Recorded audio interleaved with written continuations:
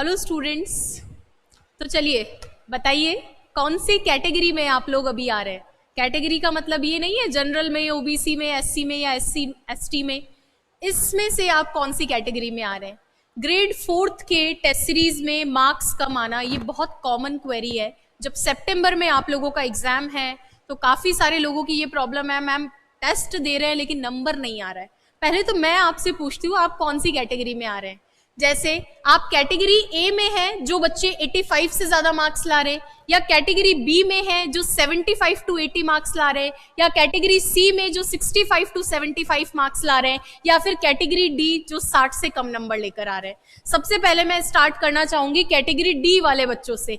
D वाले बच्चों, तुम्हारे 60 से कम नंबर आ रहे हैं। अत्यंत दुख है इस बात का, और दुख इस बात का है कि तुम्हें अभी और ज्यादा मेहनत करनी होगी। और तुम्हारी मेहनत में सबसे इंपॉर्टेंट चीज होनी चाहिए अपने सिलेबस को पूरा करना। अपने सिलेबस को पहले पूरा करो, अच्छे से जो सिलेबस में लिख रखा है आप उसको बहुत अच्छे से याद करो, तो आपका स्कोर जो है ग्रेजुअली इंक्रीज होगा। तुम्हें तो पहले अपना सिलेबस पूरा करना है। जो बच्चे 60 टू 75 की कैटेगरी में आ रहे हैं उन बच्चों को अपने जितना भी कंटेंट है उसको रिवाइज करना है, और रिवाइज करने के साथ में टेस्ट को बरकरार रखना है। रिवीजन एक मेजर रोल प्ले करेगा। 60, 75 टू 80 वाले बच्चों को previous year questions plus test plus revision तो आप लोगों को भी नहीं छोड़ना है। इन बच्चों को आपको जो है ये कैटेगरी से बाहर निकलते ही प्रीवियस ईयर एकदम अच्छे से आपको याद हो जाने चाहिए। इसके बाद में अगर मैं बात करूं, वो बच्चे यहाँ पर 75 से 85 कर लो, वो बच्चे जो बच्चे 85 से ज्यादा है उनको बहुत ज्यादा कुछ मेहनत करने की जरूरत नहीं है। उनको सिर्फ एक चीज करनी है कि उनको अपनी कंसिस्टेंसी मेंटेन करनी है, निरंतरता, चाहे रिवीजन के मामले में हो, चाहे टेस्ट के मामले में हो, चाहे प्रीवियस ईयर के मामले में हो। प्लस उन बच्चों को मल्टीपल टेस्ट देने हैं। आप लोगों को जो 85 से ज्यादा है आप एक से ज्यादा टेस्ट सीरीज ले सकते हो इस समय पे, क्योंकि आप ऑलरेडी अच्छा स्कोर कर रहे हैं। बस उसको आपको बरकरार रखना है, ब्रेक नहीं लेना है। ठीक है, ब्रेक लेते ही कंटिन्यूटी ब्रेक हो जाएगी आपकी। 60 से कम मेहनत करनी है, पहले सिलेबस पूरा करना है। 60 टू 75 टेस्ट पेपर्स को छोड़ना मत, रिवीजन के साथ में टेस्ट लगाओ। 75 वाले बच्चे ये चीज करेंगे। अब इनमें से कुछ बच्चे ऐसे होंगे जिनका सिलेबस का कुछ हिस्सा छूटा हुआ होगा। आप पहले उस छूटे हुए हिस्से को पूरा करो, चाहे आप इनमें से किसी भी कैटेगरी में हो। आप मैथ्स छोड़ रहे हैं उसको करो, जितना बन पा रहा है उतना करो। आप हिंदी छोड़ रहे हैं, जितना बन पा रहा है उतना करो। आप इंग्लिश छोड़ रहे हैं, जितना बन पा रहा है उतना करो। वो टॉपिक्स तो करो जहां से मार्क्स ला सकते हो। कंप्यूटर, इंडियन जीके, या फिर आप लोगों का जो भी हिस्सा है जिसमें साइंस हो गया, ऐसे हिस्से जो आपको छोटे लग रहे हैं, करंट अफेयर्स, कुछ भी मत छोड़ना।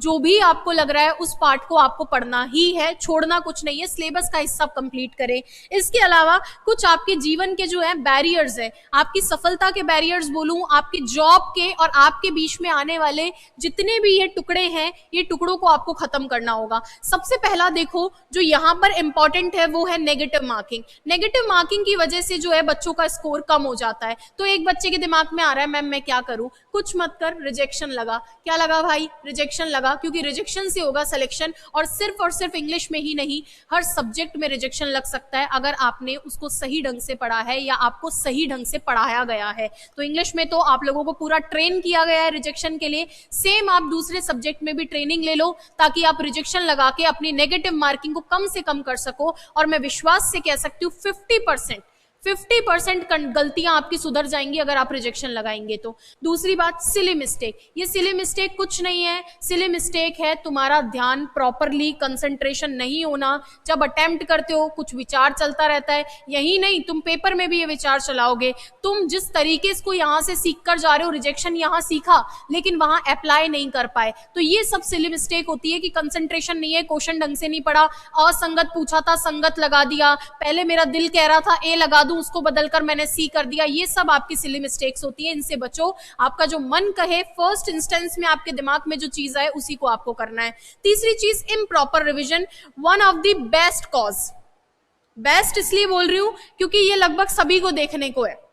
ये एक ऐसा कारण है जो लगभग सभी के साथ है, रिवीजन। मैं लिटरली बता रही हूँ, पढ़ने में तुम्हें जोर नहीं आएगी। कोई नया चैप्टर संधि पढ़नी है पढ़ लोगे, तुम्हें आर्टिकल पढ़ना है पढ़ लोगे, लेकिन when it comes to revision भैया रिवीजन हमसे नहीं होता है, दोबारा पढ़ने में बहुत जोर आती है। कभी भी कोई बच्चा पहले से तैयारी कर रहा है वो बेहतर जानता होगा मेरे शब्दों को कि दोबारा पढ़ने में बहुत ज्यादा जोर आती है, बहुत ज्यादा। इसलिए रिवीजन अगर आप छोड़ रहे हैं तो वो भी आपकी एक समस्या हो सकती है। नेक्स्ट है सर लैक ऑफ कंसंट्रेशन। ये तो 99 बच्चों के साथ में, 99% के साथ में हम लोग जो आपको पढ़ा रहे हैं, हम लोग भी कई बार जो है लापरवाही कर जाते हैं कि आज क्लास नहीं लेंगे, तो वो कंसंट्रेशन की कमी बोल दो या जो आपकी मोह माया चल रही है दुनिया की उसको बोल दो, लेकिन कंसंट्रेशन रखना जरूरी है, तभी आपकी रेगुलरिटी बनी भी रहेगी। अगला है सर लेंदी सिलेबस। सिलेबस नो डाउट बहुत लेंदी है, बना तुमको 4th ग्रेड रहे, लेकिन सिलेबस तुम लोग को RS 4th जितना दे दिया है। तो कहने का मतलब है ऐसी सिचुएशन में आप लोगों को जो है सिलेबस को कंप्लीट करना भी नेसेसिटी है, लेकिन बहुत ज्यादा डिटेल में नहीं जाना है। इसीलिए आपके पॉलिटी का 1 शॉट लगवाया, कंप्यूटर का 1 शॉट है, इसी तरह से राजस्थान पॉलिटी का आएगा, साइंस का आएगा, ताकि बहुत ज्यादा डिटेल में भी नहीं जाओ और सारा कवर भी कर लो, तो मन की शांति भी रहे कि सब कुछ पूरा किया है। नेक्स्ट है सर प्रैक्टिस। आपको प्रीवियस ईयर और MCQ अगर आप छोड़ रहे हैं तो आप सबसे बड़ी गलती कर रहे हैं। प्रीवियस ईयर भी करना है, MCQ भी करना है। मोटिवेशन, मैं तो लिटरली बताऊं, इनर ड्राइव का जो मोटिवेशन होता है वो बेस्ट होता है। तुम कितनी मोटिवेशनल वीडियो सुन लो, मैं सारे दिन तुम्हें एक कोटेशन दे दूं, रोज जो है एक वीडियो में तुम्हें बताऊं ऐसे पढ़ो वैसे पढ़ो, कुछ नहीं। इनर मोटिवेशन होता है, तुम्हें वास्तव में लगता है कि तुम्हें इस जॉब की जरूरत है, देखो अपने पेरेंट्स की तरफ, देखो अपने गार्जियन की तरफ, देखो उन लोगों की तरफ जो तुम्हारे लिए खून पसीना बहा बहा कर पैसे कमा रहे हैं। अगर तुम्हें लगता है 1% भी, तो ये 2 महीने अपने आप को झोंक दो। इनर मोटिवेशन से बेस्ट कोई मोटिवेशन नहीं हो सकता है। जैसे अभी हमारे पड़ोस में जो है एक भैया को मोटिवेशन है कि वो बहुत ज्यादा मक्खी मच्छर मार रहे हैं। चलिए नेक्स्ट देखिए, अगला है सर फोन। ये आपका सबसे बड़ा दुश्मन है फोन। उस फोन को आप त्याग दीजिए कम से कम 2 महीने के लिए। फोन त्यागने का मतलब ये नहीं हो कि लॉकर में लगा दिया। मैं जानती हूँ डिजिटल जमाना है, तुम मेरी क्लास भी तो फोन पे ले रहे हो, फोन छोड़ दोगे तो क्लास लेना भी बंद कर दोगे। लेकिन फोन का मतलब है जो सारे दिन रील स्क्रॉल करते हो। मैं पहले भी बोल चुकी हूँ, एक बार फिर बोल रही हूँ, ये जो फोन है ये आपका एडिक्शन बन चुका है। तुम क्या करते हो, बैठते हो, टाइमर लगाते हो, आज तो मैं पूरा 8 घंटा पढ़ूंगा। 8 घंटे में तुम 80 बार कम से कम अपने फोन को अनलॉक करके चेक करते हो किसी ने मैसेज तो नहीं कर दिया, एक बार ही देख लेता हूँ किसी टीचर की कोई रील आई होगी, एक बार ही देख लेता हूँ किसी ने मोटिवेशनल वीडियो डाला होगा, एक बार ही देख लेता हूँ कुछ काम की बात आई होगी, एक बार देख लेता हूँ मम्मी को फोन करना है। तो उसको एक टाइम में लाओ। टाइम में ऐसे कि भैया मैंने फिक्स कर लिया रोज जो है मैं सुबह 7 से 10 पढ़ूंगा, 7 से 12 पढ़ूंगा, फिर आधे घंटे का ब्रेक लूंगा, फिर मैं दोपहर की शिफ्ट लूंगा, फिर आधे घंटे का ब्रेक, फिर शाम की शिफ्ट लूंगा, फिर आधे घंटे का ब्रेक। ये आपके टाइम पास के लिए। बाकी अगर आपको लगता है कि ये क्लास इतने बजे की शेड्यूल्ड है, उस क्लास को आप डेफिनेटली लीजिए। कहने का मतलब फालतू का टाइम वेस्ट मत करो, इसको अलग से इतनी जगह दी है, ठीक है। तो थोड़ा सा इन चीजों पे विशेष ध्यान दो, और किस कैटेगरी में आप हो वो जरूर मुझे कमेंट करके बताइए, ताकि सेपरेटली हर एक बच्चे के लिए भी हम कोशिश करेंगे डिटेल्ड एनालिसिस, उसकी मानसिकता को समझकर या और क्या क्या पॉसिबल तरीके हो सकते हैं आपको इस एग्जाम को पार लगाने के लिए, उन सब पे भी आगे बात करेंगे। अभी तक अगर चैनल से नहीं जुड़े तो सब्सक्राइब कर लीजिए। इंग्लिश के लिए आपको 1 स्टॉप सोल्यूशन मिल रहा है, उसी के साथ में जीके का, कंप्यूटर का, साइंस का, सबका 1 स्टॉप सोल्यूशन आपको यहाँ मिल जाएगा। सब्सक्राइब करो, वीडियो को लाइक करो और अपने फ्रेंड्स के साथ शेयर करो। Thank you so much.